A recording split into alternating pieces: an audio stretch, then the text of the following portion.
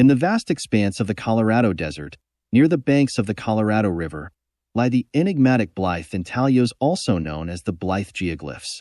These colossal figures, etched into the desert floor, have puzzled archaeologists and historians for decades.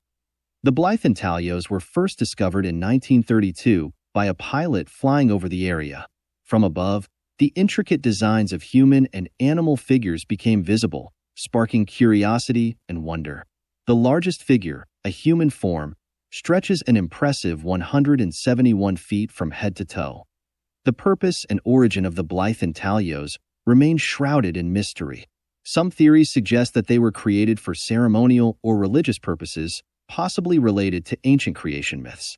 The Mojave and Quechans, Native Americans to the lower Colorado River area, believe that the human figures represent Mastamho, the creator of all life, and the animal figures represent Hatakulia, a mountain lion/person who helped in the creation.